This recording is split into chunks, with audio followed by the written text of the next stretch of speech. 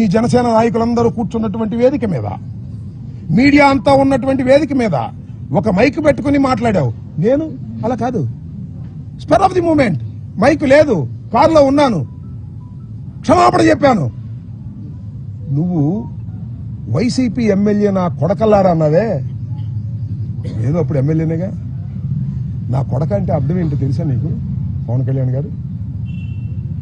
నేను అడుగుతా ఉన్నా, ఇప్పుడైనా పశ్చాత్తాపడ్డా నీ జన్మలో?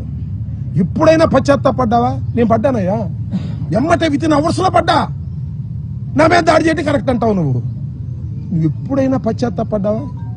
పోనీ ఇప్పటికైనా పశ్చాత్తాపడుతున్నావా? నీకైతే లైసెన్స్ ఉంది, ఎవరైనా తిట్టొచ్చు. మేము స్పర్ ఆఫ్ ది మూమెంట్ లో తిడితే దాడులు చేసుకోవడానికి లైసెన్స్ ఇస్తావు. ఏంటిది నాకు అర్థం కాదా? సపోర్ట్ చేసుకో చంద్రబాబు, మాకేం అభ్యంతరం లేదు.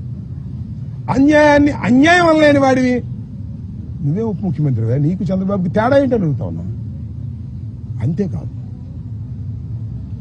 వాళ్ళ అన్నగారు నాగేంద్రబాబు గారు సీఎం తిడితే ముద్దు పెట్టుకుంటారు, జైల్లో పెట్టక అన్నాడు. అయినా అంబటి రాంబాబు కాపును ఆపాదిస్తారేంటి అంటే నేను కాపును కాదనమాట, వాళ్ళే కాపులు అనమాట.